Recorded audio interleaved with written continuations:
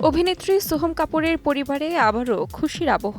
দ্বিতীয়বারের মতো মা হচ্ছেন তিনি। স্বামী আনন্দ আজুহার সঙ্গে তার সংসার এসেছে আরেক পুত্র সন্তান। সামাজিক মাধ্যমে নতুন জীবনের সূচনার কথা ভাগ করে নিয়েছেন এই দম্পতি।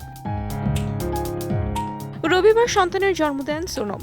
আনন্দঘন এই মুহূর্তটি নিজেই ভাগ করে নিয়েছেন ইনস্টাগ্রামের এক আবেগঘন পোস্টের মাধ্যমে। সোহম লিখেন, গভীর কৃতজ্ঞতা ও ভালোবাসা নিয়ে তারা তাদের দ্বিতীয় সন্তানের আগমনের ঘোষণা দিচ্ছেন। নতুন অতিথির আগমনে পরিবার যেন পূর্ণতা পেয়েছে। বড় ছেলে বায়ু ও ছোট ভাইকে বরণ করে নিতে দারুণ উচ্ছ্বসিত। 4 সদস্যের পরিবার হিসেবে জীবনে নতুন অধ্যায় শুরু করতে পেরে তারা নিজেদের ভীষণ ধন্য মনে করছেন।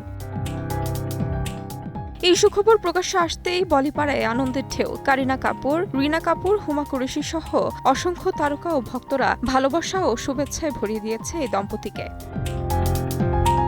2018 সালে বিবাহ বন্ধনে আবদ্ধ হন সোহম ও আনন্দ। 2022 সালে জন্ম নেয় তাদের প্রথম সন্তান বায়ু। 2025 সালে দ্বিতীয়বার মা হতে যাওয়ার খবর জানান সোনম। 4 বছর পর দ্বিতীয় সন্তানের আগমনে এখন কাপুর ও আজুহা পরিবারে বসছে উৎসবের আমেজ। তাহমিনা তন্নি, সময় সংবাদ।